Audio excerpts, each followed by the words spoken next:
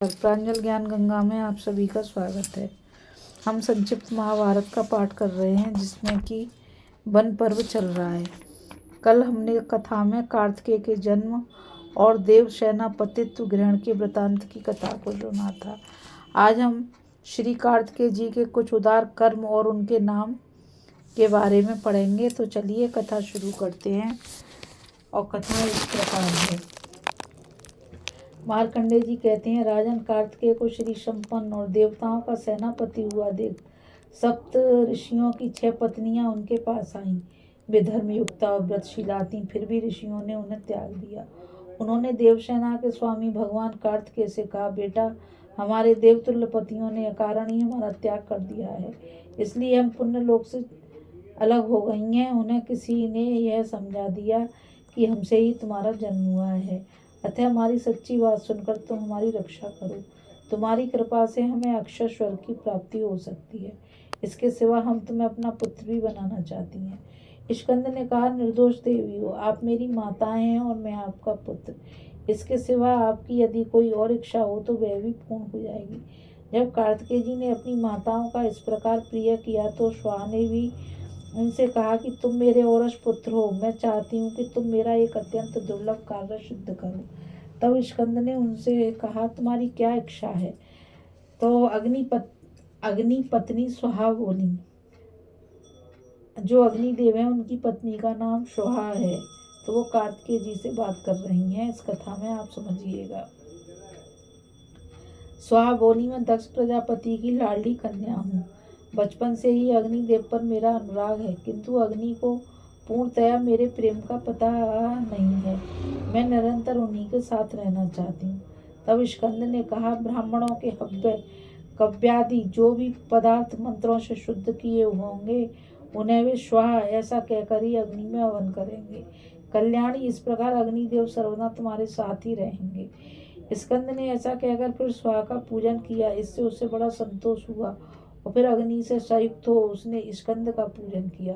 तदंतर ब्रह्मा जी ने स्कंद से कहा, तुम अपने पिता त्रिपुर विनाशक महादेव जी के पास जाओ, क्योंकि संपूर्ण लोगों के हित के लिए भगवान रुद्र ने अग्नि और उमा ने स्वाहा में प्रवेश करके तुम्हें उत्पन्न किया है। ब्रह्मा जी की यह बात सुनकर श्री कार्तिकेय जी तथास्तु ऐसा कहकर महादेव जी के पास चले गए। मार्कंडेय जी कहते हैं, जिस समय इंद्र ने अग्नि कुमार कार्तिकेय जी को सेनापति के पद पर अभिषिक्त किया, उस समय भगवान शंकर अत्यंत प्रसन्न होकर माँ भगवती पार्वती जी के साथ सूर्य के समान कांति वाले रथ में बैठकर भद्रभट्ट को चले। उस समय गुहाकों के सहित श्री कुबेर जी पुष्पक विमान में बैठकर उनके आगे चलते थे। इंद्र ऐरावत पर चढ़कर देवताओं के सहित उनके पीछे चलते थे। उनकी दाहिनी और वसु रुद्रों के सहित अनेकों अद्भुत देव सेनानी थे। यमराज भी मृत्यु के सहित उन्हीं के साथ थे। यमराज के पीछे भगवान शंकर का अत्यंत दारुण 3 नोकों वाला विजय नाम का त्रिशूल चलता था। उसके पीछे तरह तरह के जलचरों से घिरे हुए जलाधि वरुण जी चल रहे थे। उस समय चंद्रमा ने महादेव जी के ऊपर श्वेत छत्र लगाया वायु और अग्नि चवन लिए स्थित थे। उनके पीछे राजर्षियों के सहित देवराज इंद्र स्तुति करते चलते थे। तब महादेव जी ने बड़ी उदारता से कार्तिकेय से कहा, बेटा, तुम सर्वदा सावधानी से व्यू की रक्षा करना। स्कंद ने कहा, भगवान, मैं उसकी रक्षा अवश्य करूंगा। इसके सिवा कोई और सेवा हो तो कहिए। श्री महादेव जी बोले, बेटा, काम करने के समय भी तुम मुझसे मिलते रहना। मेरे दर्शन और भक्ति से तुम्हारा परम कल्याण होगा। ऐसा कहकर उन्होंने कार्तिकेय जी को हृदय से लगाकर विदा किया। उनके विदा होते ही बड़ा भारी उत्पात होने लगा। उससे समस्त देवगण सहसा मुंह में पड़ गए। नक्षत्रों के सहित आकाश जलने लगा, संसार मुग्ध सा हो गया, पृथ्वी डगमगाने और गड़गड़ाने लगी, जगत में अंधकार छा गया।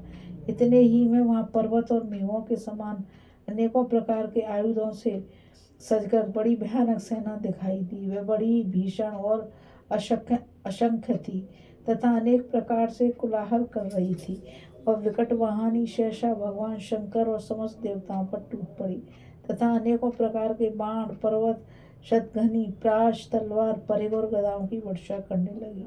उन भयंकर शस्त्रों की वर्षा से व्यथित होकर थोड़ी ही देर में देवताओं की सेना संग्राम छोड़कर भागने लगी। दानवों से पीड़ित होकर अपनी सेना को भागती देख देवराज इंद्र ने उसे ढांढस बंधाकर कहा, वीरो, भय छोड़कर अपने शस्त्र संभालो, तुम्हारा मंगल होगा। जरा पराक्रम दिखाने का साहस करो, तुम्हारा सब दुख दूर हो जाएगा। इन भयानक और दुशील दानवों को परास्त कर दो। आओ मेरे साथ मिलकर इन पर टूट पड़ो।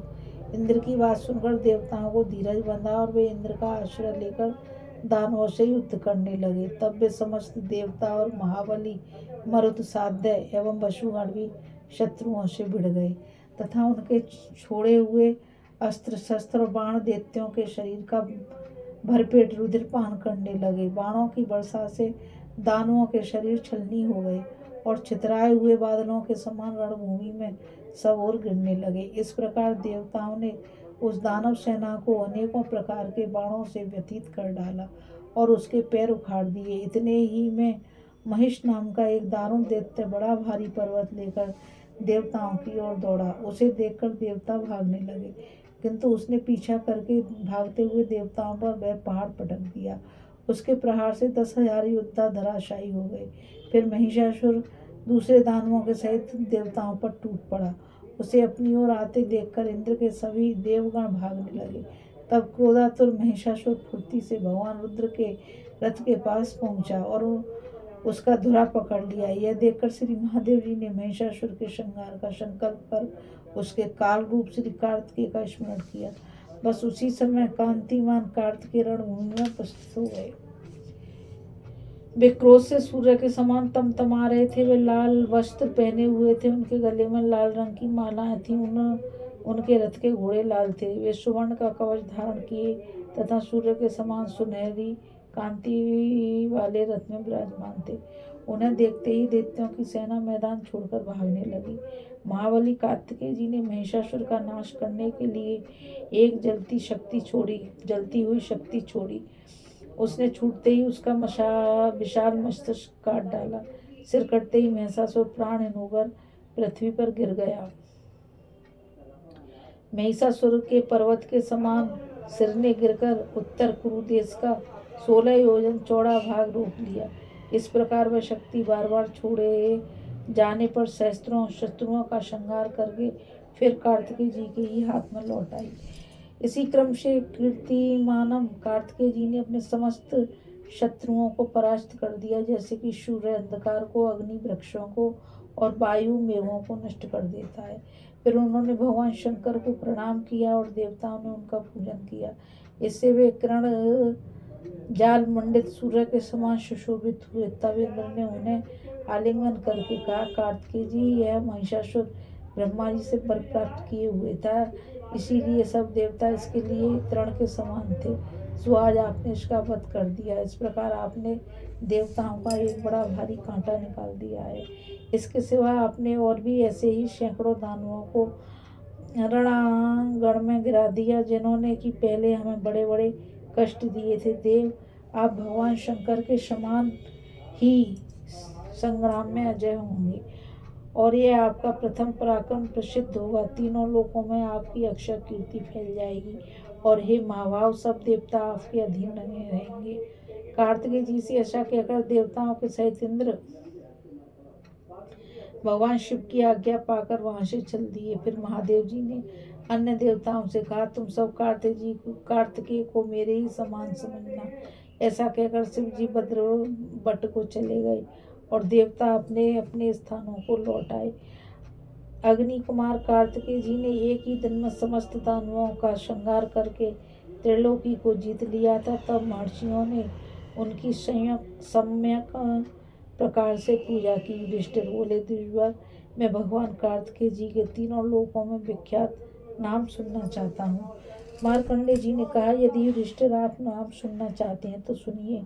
आग्नेय, स्कंद, दीप्त कीर्ति, अनामय, मयूर केतु, धर्मात्मा, भूतेश, महेश्वरधन, कामाजितम, कामद, कांत, सत्यवाकम, भुवनेश्वर, शिशु, शीघ्र, शुचि, चंड, दीप्तवर्ण, शोभानन, अमोघ, अनग, रौद्र, प्रिय, चंद्रानन, दीपशक्ति, प्रशांतात्मा, वधकृत कुटमोहन षष्ठी प्रिय धर्मात्मा पवित्र मातृवत्सल कन्यावर्ता विभक्त स्वाहे रेवती सुत प्रभु नेता विशाख नेग्मे शुभशर सुब्रत ललित बालकिरणव प्रिय कचारी ब्रह्मचारी सूर सर्वणोद्वद विश्वामित्र प्रिय देवसेना प्रिय वासुदेव प्रिय और प्रिय कृत एकांत के जी के दिव्य नाम है। जो इनका पाठ करता है वह निस्संदेह स्वर्ग और कीर्ति को और धन को प्राप्त करता है। इस कथा में बस इतना ही। हम श्री कार्तिकेय जी के कुछ उदार कर्म और उनके नामों की महिमा का वर्णन पढ़ रहे थे। अब हम आगे कथा में द्रौपदी का सत्यभामा को अपनी चर्या सुनाना की कथा को पढ़ेंगे। अब मुझ गीता रावत को आज्ञा दीजिए। कल फिर मिलेंगे एक नई कथा के साथ। और मैं आप सभी से यही कहना चाहूँगी कि इस चैनल को ज़्यादा से ज़्यादा शेयर लाइक और सब्सक्राइब कीजिए ताकि यह अमूल्य ज्ञान अधिक से अधिक लोगों तक पहुँच सके। राधे राधे। जय श्री कृष्णा। नमस्कार।